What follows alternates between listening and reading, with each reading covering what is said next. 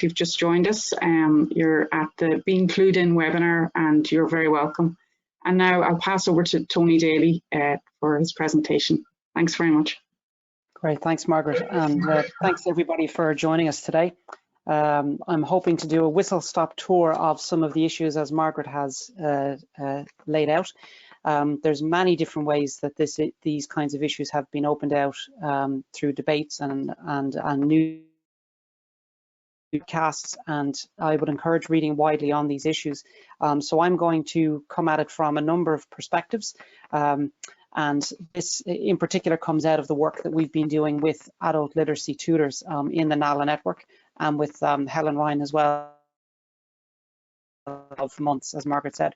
So we're delighted to be able to test out some of the ideas that we've uncovered and some of the information we've encountered, and we're hoping to share it. And it's there as Margaret said, this is a space that's for everybody who's involved in this session. So if you would like to stop at any point, or you'd like to interject or put up your hand or ask a question or directly confront one of the things I've said, feel free to, because this is your time, your space, and I'm quite happy to be derailed by a different kind of conversation that comes out of a priority need or a question that has been bothering you about some of these issues.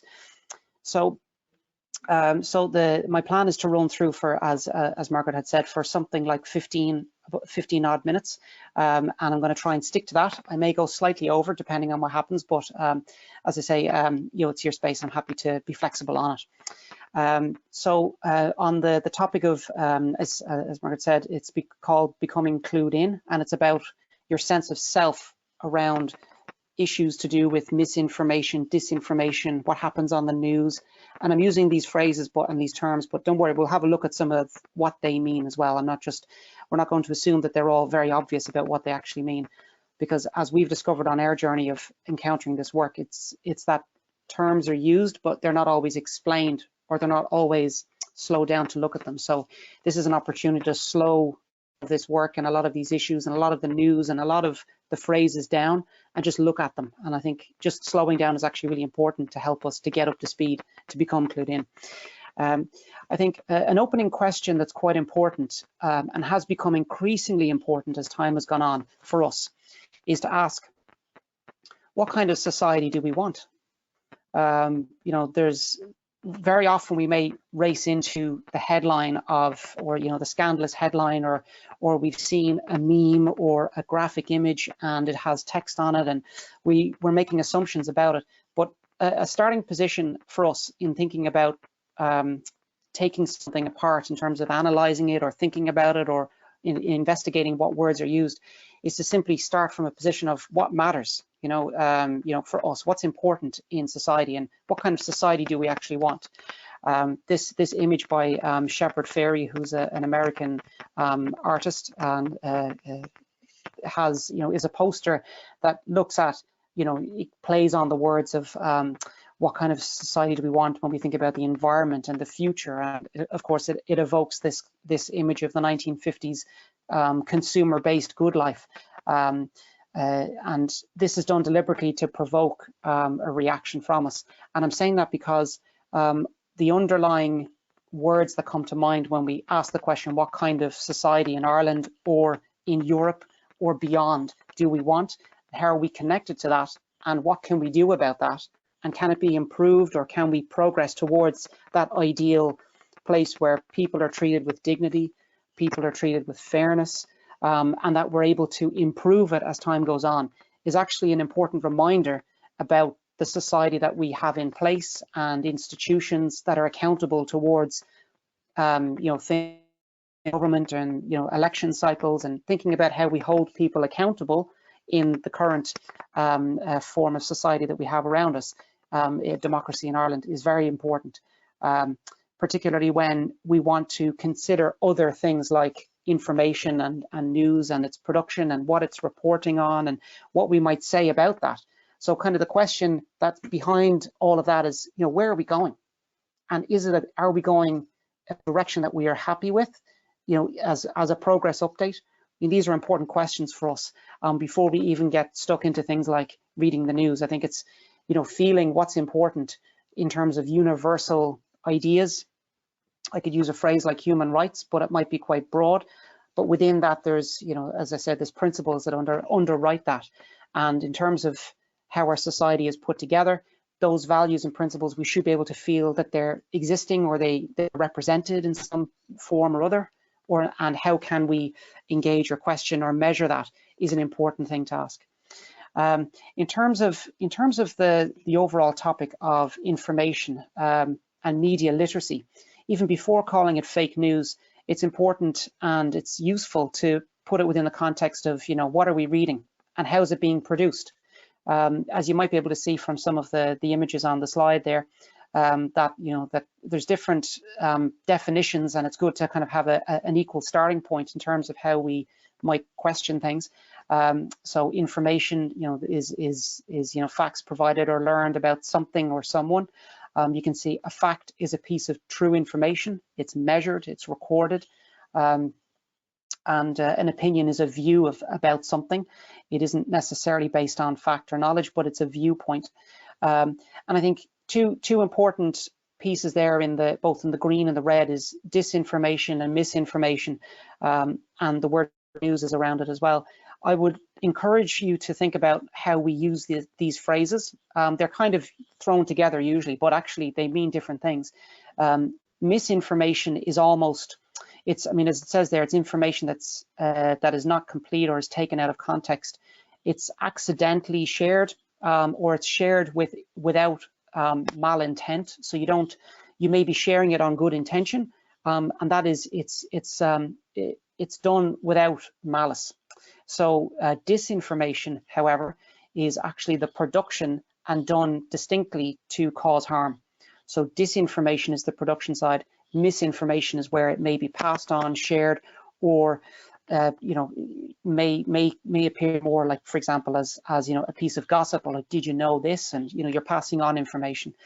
Those, and being able to talk about the two separately is actually quite useful, and also helpful actually when we're trying to process something in front of us to go, what exactly is this? Is this somebody passing it on, or is it actual production of something, or is it closer to a rumor, or is it a piece of factual information? And helping us to process that is very important, and that's why it's useful to know the distinction.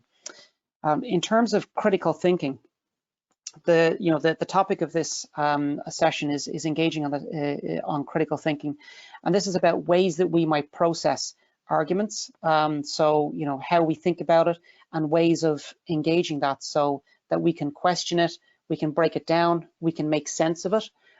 So it's not just an automatically received thing and we just package it up and regurgitate it, or just just share it on again, but how might we think about what's in front of us? So an argument is presented and you can break it down, or what you might say about it is important.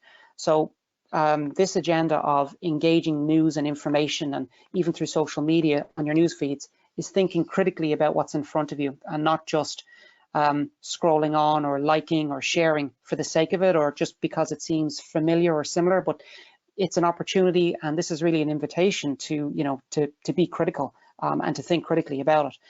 We know people are very critical by nature, but I wanted to, it's worth remembering a phrase like this. Critical thinking. It's not just for exams in school, but or those exercises, but it's about the ongoing practice of it, and engaging on practicing this as we see things and encounter them, to slow down the social media feeds. As we know, a lot of people access information through using social media tools like Facebook and through Twitter and so on. So when you're reading critically, as you can see, there's a number of things to unpack, whether it's about where the information from, asking a question, is it reliable, and what makes something reliable? Is there bias in it? That's a word that's used quite a lot. I'd even ask, is there a bias in the information that's presented, or is there a bias that I might have? Is there something that I come preloaded with, or I might prejudge because I'm a youngish white man from the east coast of Ireland? Is there a certain bias that comes with some of those labels, or even my own experience? So being able to just be reflective about things that I might be able to encounter, or things that I don't have access to, in terms of learning about other parts of the information are important, or the news item. So yeah, this is about questioning, thinking about it, and making an evaluation or a judgment on, okay, what do I do about it? And again, this is about practice. It's almost like a muscle, and you're practicing muscle memory on this agenda. In terms of what is a digital citizen and why we're phrasing that in this context, we're using a phrase like digital citizen. We know that everybody is connected, and the information that we access today is from across the world. It isn't bound by national borders, but actually it's an international exercise in terms of digital engagement. So we encounter information from across the world, whether we like it or not. It just appears, and we get access to it through social media feeds, as I mentioned, but also news items. They do get passed along. You know, the online commons of the internet has allowed us to not just access information, but for information to find us through a range of things, including through social media feeds and how algorithms work, which I'll show you in a short bit, just some of the information on that. But accepting certainly that we are global digital citizens, or at least that we have the capacity to engage with, is a dimension that I would like you to consider. When we know the reality is that the stuff is coming at us from loads of directions, and a question might be, well, what are we going to do about it? Well, what can I do? And these are questions I'm not sure that we always get asked directly, but indirectly it appears through issues that we are engaged with, or that we connect to, or groups, or through family members, or you know, the issues do appear. But what we're doing here is slowing it down to just ask, well, what does that mean to you? Something that's important in this context is knowing is accepting that the idea of a digital commons, or that we're all that it's all an equal playing field, or that we all that it may be neutral, has been something that has been busted as a myth over a number of years. In terms of the real world impact of things like social media, they can have a damaging effect. They can turn into a vehicle to share things that and give voice to things that are not even just unsavory, but downright illegal, or even go against the values base of an entire system or a group of people or individuals. So the threats that using these tools have towards the kind of society we want is important to not get scared by, but to be aware of it, certainly to be able to process what you might do or how you react with it or to it. So making those judgments means understanding that it isn't all neutral out there when we pick up and use an app. There may be something in who owns it, how they monitor it, how it's controlled in terms of people who abuse the system, or whether it's done quick enough, and so on. And we've known there's lots of information and documentaries about that. The Great Hack actually is a very good documentary to get up to speed on that. It's on Netflix at the moment. In terms of phrases like or terms like disinformation and misinformation, you know, two examples in the real world are from Emmanuel Macron last year, sharing information about the Amazon, and the tweet itself on Twitter. These are two tweets, by the way. It was shared, and as you can see, it was popularly shared over 56,000 times. And that was a piece of that particular image that Emmanuel Macron shared about the Amazon, and how it was on fire and burning. While it was occurring at the time, the actual image that was used was one that did not relate to one last year. It was actually a file photo from previous years. So, you know, while there's an element and degrees of it that there's a kernel of truth in it, the actual complete package, that there is a piece of misinformation in there that was shared on, as you can see from there, and it was debunked online. You know, is it misinformation or disinformation when you look at other examples of other tweets is important, and I guess having mentioned them in advance assists us or helps us unpack something like you know, the statement that was made by Donald J. Trump back in 2012 around climate change.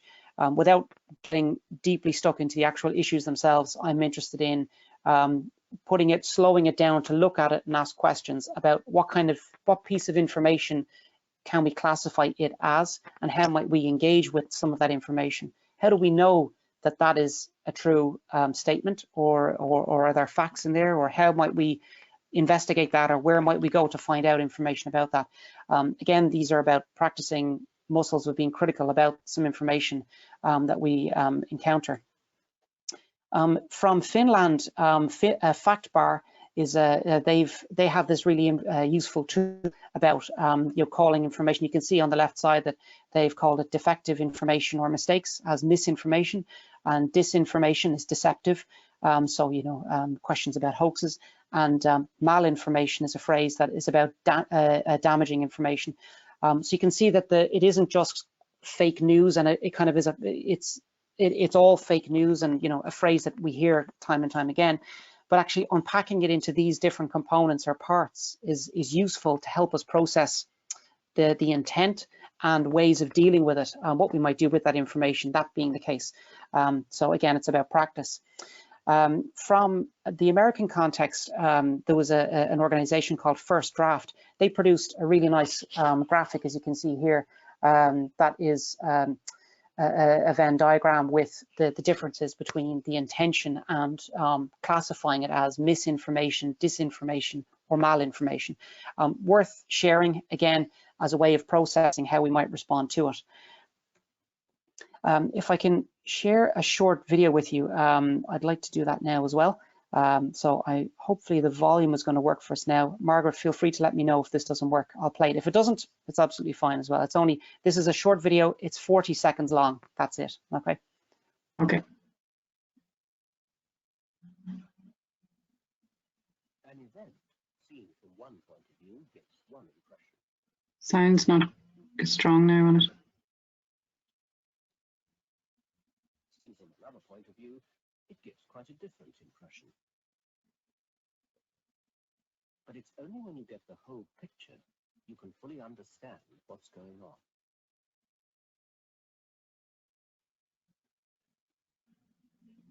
on. Okay, did everybody see that okay? We could see it, Tony, but the sound wasn't strong on it. I couldn't really hear it. You couldn't hear it. Okay. Yeah, you might let us know there in the questions if you can. I will. It's what happened was that the narrator was saying a scene can look one way from one perspective. Seen from another perspective, you get a different point of view. But it's only when you see the whole picture that you fully understand the whole story. That's basically what was included with that particular slide, or should I say that video. It's an ad from The Guardian in the 1980s, and the ad itself was, sorry, I'll move on to this slide. The ad itself was wonderful for reminding us about perspectives on things.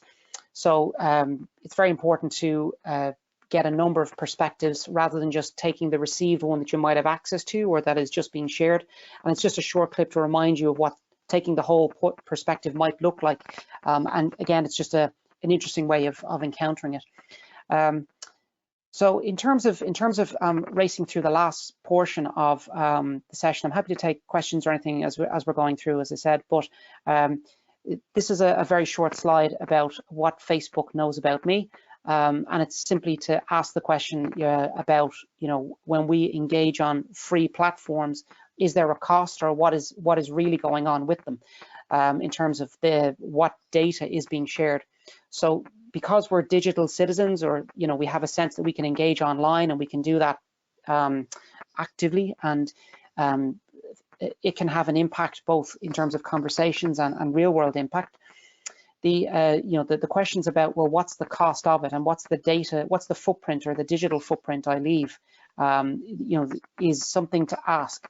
And this graphic just represents some of the things that are captured as part of that when we use a tool like Facebook. So having a sense of our impact, but also how our information is used. Sorry, Margaret, were you going to say something? Yeah, I was just going to say that phrase, digital footprint, could you explain that? You do hear it a good bit, but it might be interesting just to hear what, a description of it. Yeah, I can, no problem. So your digital footprint is a bit like a footprint in the soil when you might be walking on grass. is that when you are active online, that you leave a trace, and that trace depends on the kinds of tools that you're using.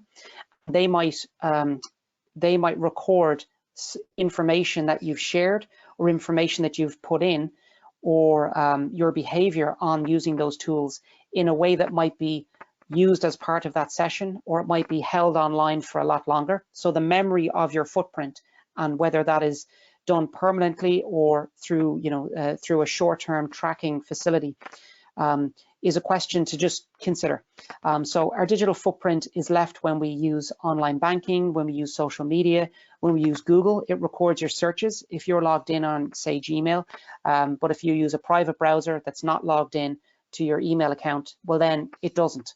It may just register your PC address, your IP address is what it's called, and that's your internet protocol address. So every computer has a unique number, and that unique number may leave a trace as you're going through. So being self-aware of information that you input and how it's retained is really important, because the footprint it leaves may, your sense of the footprint it leaves is one worth checking out.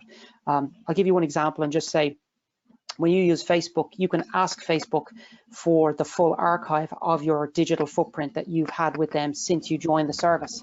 And you can put in that request through the settings menu and just explore it if you'd like.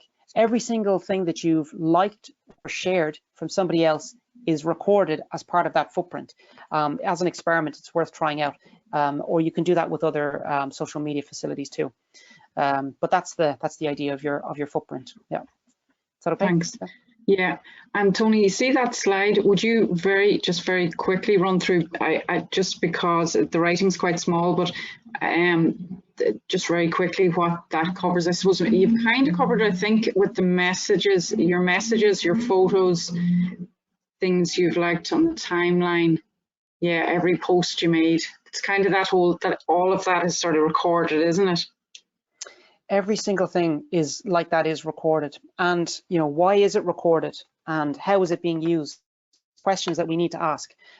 So you may have heard of the phrase GDPR or those words in the last few years, and that's to do with data protection and safeguarding your data, and how companies now have a responsibility to give you access to your data if you request it. So this is about knowing full footprint and also having the right to be forgotten. So if you would like to delete that data, you can put in those requests too.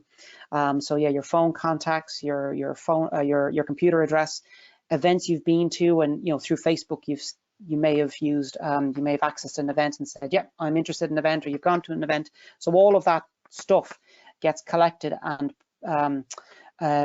placed together as part of a record on you, and that's your digital footprint with that one service.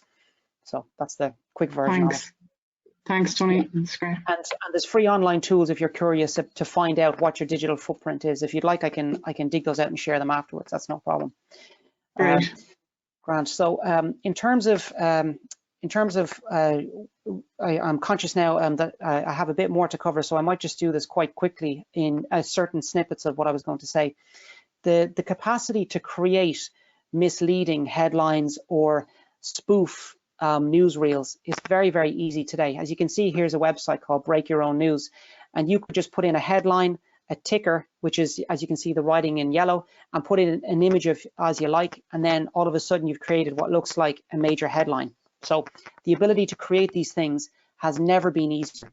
So being able to see that we can create it so easily, literally from a bedroom in Wexford, by somebody who's 14 or someone who's 23 or someone who's 62, there are no boundaries now in terms of the ability to create these kinds of images that look really convincing. So being aware of that is important, to be able to try and read for that when you're looking at information. Something I wanted to share briefly was, I had talked about the global commons. The internet we all have access to it. But one thing to keep in mind is that just because we all have access doesn't mean everybody equally produces things that end up online. So from this one graphic to do with a map based on Wikipedia edits. Don't know about you, but Wikipedia is treated as the kind of the open dictionary, or the open the open dictionary for the world. Not everybody gets to produce things that ends up there equally. And I think remembering that potentially more people in the Netherlands write more about posts to do with South Africa than South Africans, whether it's about Nelson Mandela or otherwise, is a real challenge to how we see things like accessing information online. It's all the same. Everybody produces it equally. They don't. There's an inequality in the production of knowledge that is well worth remembering in this context. If you're curious to find out information about how people are challenging misinformation or anti-misinformation actions, the Poynter Institute based in the US is really good for showing different things that are going on. And we can have a link to this at the end, so you can just check out different campaigns, different education work, different laws that are being brought in. So we're not doing this alone. That there's a lot of activity going on, and it's about that consistently going around that the kind of the onward fight in terms of protecting our institutions, and our act continues. So there is a lot of activity globally, in national jurisdictions on this, from country to country. So some top tips, I could go into these in much more detail, but I'll do this very quickly right here, is we have 4 main tips that we would like people to have as takeaways to do with engaging with information. One is to slow it down and think of a number of key questions. We say think of 6, but the 6 questions that we have are the who, what, where, when, why, and where. So those W questions are still really important. So slow whatever it is you're looking down at, whether it's an image, a graphic, or whether it's a headline, and ask those questions. And following on from that, be curious about it. So where did it come from? Have a good think about that. Is it obvious where it came from? And what's the source? Is there some bias about it? So be curious about it. It's not just readily packaged for sharing, but just slow it down, take a look at it. And is there something missing from that? So as the Guardian video showed you, there's a point of view and there's a number of points of view, but is this the whole picture? What's being left out? And that's an important dimension to be to consider as part of your own engagement with a piece of news, or a news headline, or an image that presents itself, or a video in particular that presents itself on something like a social media feed, where videos are encouraged and actively shared, but we don't always get to really ask about the sources of those things. So analyze is about checking the sources, and maybe check a few places, and do I trust it's true is an important question.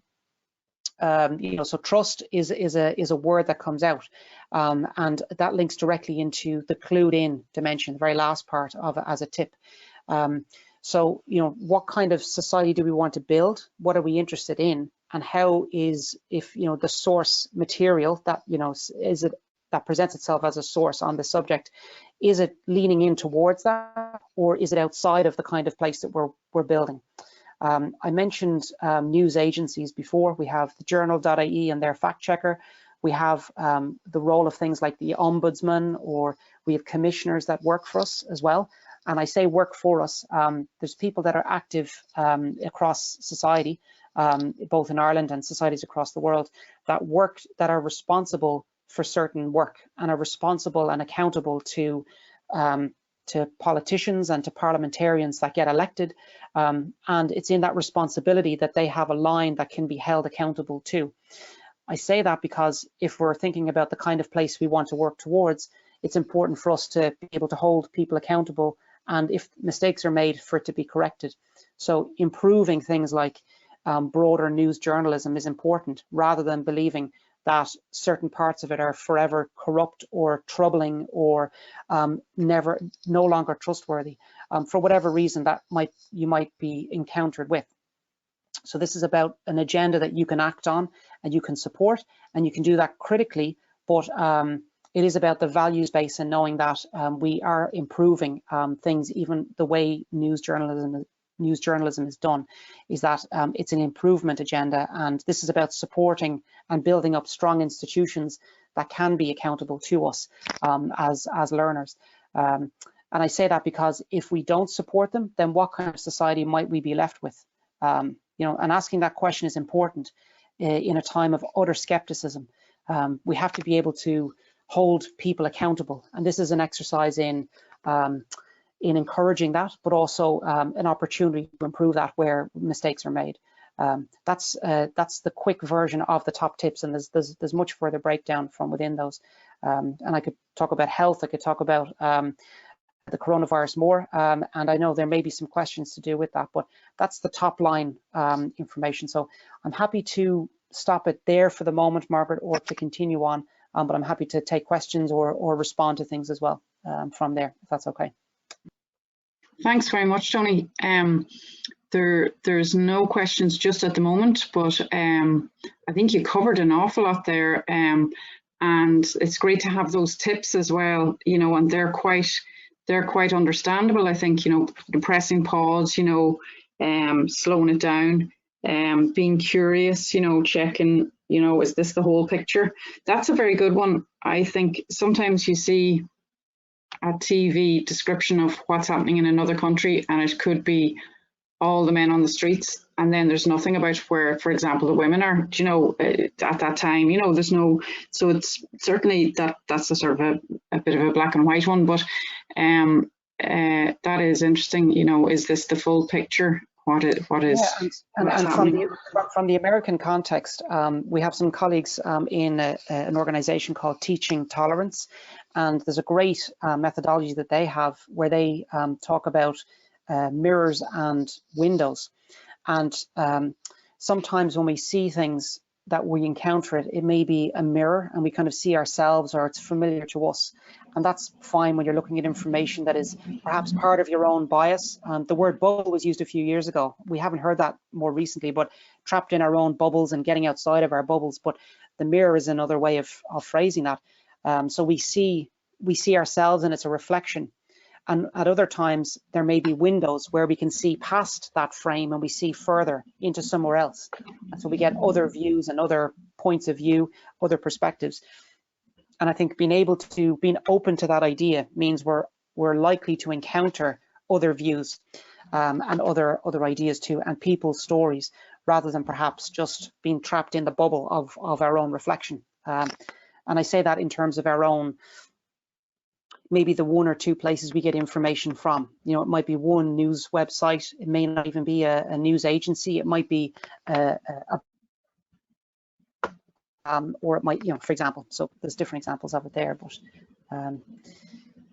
yeah, thanks, so, Tony. I mean, there was some other bits there that I had, but you know, when I say defend institutions, this is about remembering that if we neglect the very things that we built, so like that were fought and took years to build and put in place, things like the World Health Organization and what it works for and works towards, if we undermine those actively and don't defend them, then we're left without those kinds of institutions, whether they're working to protect or to inform or to support the kinds of places that we want to live in and work towards. And that's why I said remembering the institutions, because my sense of it is that actually we're neglecting a lot of that at the moment. I mean, it feels like it's an old concept when I saying it out loud, you know, to defend the commons. You know, what kind of place do we want, and what is our part in that? Part of it is about defending the journal.ie and supporting them when they're getting undermined and attacked actively because they have a fact-checking unit, for example. And in recent weeks, they were getting attacked for some of the fact-checking work they've done as Ireland's only registered fact-checker by the Poynter Institute. They're part of a network of fact-checkers internationally. So even trying to uncover the facts in itself is quite a revolutionary and provocative exercise if you think of the reaction that they got. So again, we can't be complacent. I think it is about defend institutions, and I would say national broadcasters have a role, of course, as well, RTE and others. They may not be perfect, but that doesn't mean that we have to dump them either. You know, that the role that they have can be improved, and we should engage with that rather than just believing, or at least being afraid to grapple with that hard progress that is about, you know, progressively improving that institution. So okay. yeah, so as I say, I had a few other slides there, but happy to take comments, or if anyone would like to speak, go for it. You're very welcome. Stick up your hand or press the hand button, or chuck in a comment. Certainly there's things I could have covered that I didn't, but overall it is, you know, it's, as we say, these 4 big tips. The last one about the kind of place you want to be in is about being responsible to it as an individual, or, you know, in your group, whether it is as a family or in class, or might form in. And remember to be kind to each other. There's a lot of bile, and there's a lot of things online that can be quite difficult to stomach in terms of commentary. And so my suggestion is certainly to be kind to each other. Yeah. Great, Tony. Thanks very much. I'm just going to share my screen there as well for a minute. Yeah, if anybody would like to say what they thought of Tony's presentation, please do in the questions, or you can type the questions if you click on the orange arrow, and then there's a question section. You can open up the little box and put in a comment there if you'd like to comment on anything Tony has said, or if you'd like more information on any aspect of it. The other thing is, if you'd like to, beside that orange arrow further down on that list, there's a little hand symbol, and if you want to click on that, I can unmute you if you'd like to ask Tony a question. Yeah, I mean, if just while we're waiting for stuff to come in, if I can just say as well, Margaret, that there's a really good game you can play called Get Bad News, and it's a game that is inviting you to create fake news as best you can, to try and accrue as many followers as possible. And it's an exercise in understanding how the stuff gets created and how easy it is to share, like to increase the shareability of something. So by manipulating it, by distorting it, by kind of changing it slightly. And I'm saying that because in order to understand, or in order to see how easy it is that something can be manipulated, it helps us to understand that actually the things we encounter normally could be manipulated too. So it's about that broader understanding. It's kind of a literacy around bad news, that when we know it's that easy, then we're a bit more critical of what we encounter. So, but it's also a fun exercise, and it's, as I say, it's called getbadnews.com. And it's used in education, but it's a very quick way of playing. It's a game. It's an online game actually. But yeah, check it out. There's a group of learners here from Gorey. You know, there's one person signed on, and then a group there as well. Anne Mary said, "Thank you, Tony. This webinar is one that we can show again to students for discussion in class." So that's great. Okay, and Tony, your presentation there, we will put this webinar up on YouTube, but you might, I also have a copy in NALA, and it's okay to share that, I presume, as well, if anybody's interested. Yeah, yep. We could send out copies to people if they're interested. You can email Margaret here in NALA, Margaret Murray in NALA, myself. So that's great. Listen, thank you very much for everybody for attending, and Tony, thank you for an interesting presentation. I hope it'll make us all think a little bit and pause a little bit more.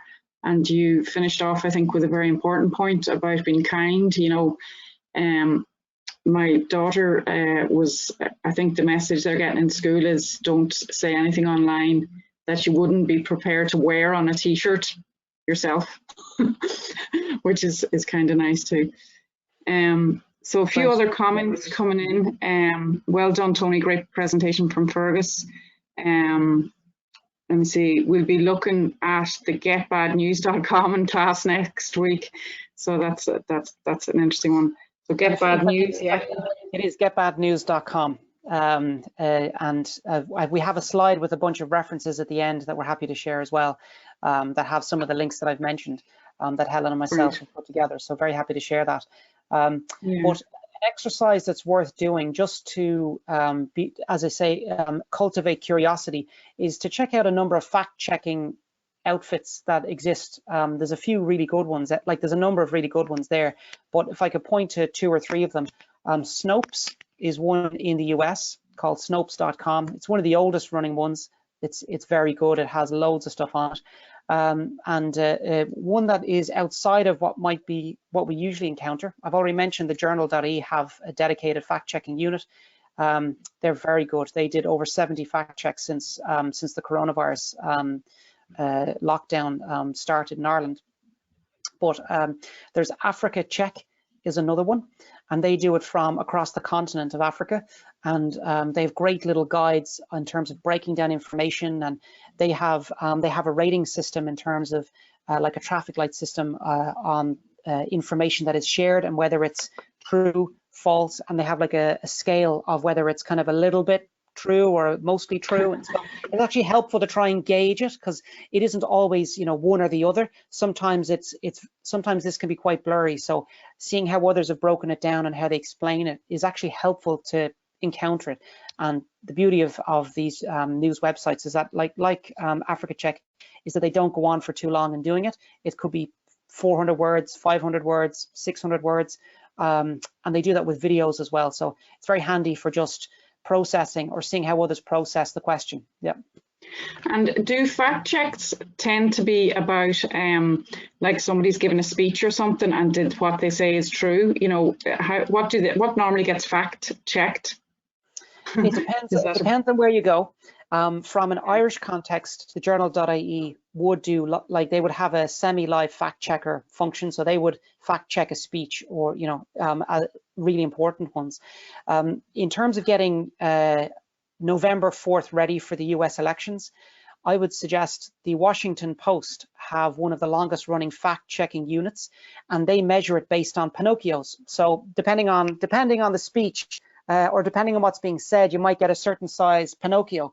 You know, the gold standard for just the best kind of speech is the Geppetto Award, but they would say that's quite rare. But from the Washington Post, they do live fact checkers, and they're very, very good for consistency and for historical reasons. They've been active on this for a long time. And they have a great newsletter that they fire around as well, giving sum-ups of some of the things from a US space or US context that is worth encountering in the sense that a lot of information we get, whether we like it or not, we're told about US politics in many ways.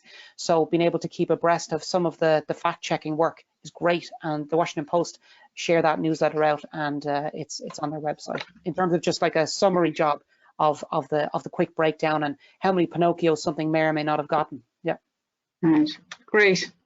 Well, Tony, thank you very much again on behalf of the people attending here, and also people that might see it on YouTube again in the future. Thanks very much for your presentation, and I'm looking forward anyway to the tutors resource that will be out later, you know, just to see, and we may be looking at something for students as well on this topic. So we'll see what we can do on that. But thank you very much for your input, and thanks to everybody for attending today. And if this is one of the series of student webinars, there's 3 more to go.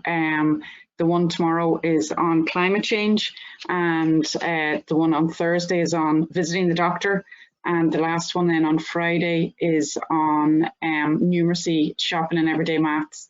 So some of you might be interested in attending those as well. But thanks again, Tony, and thanks everybody for attending and for your comments and that as well. All right, see you then. I'll end the broadcast, so thank you very much. Yes. Bye.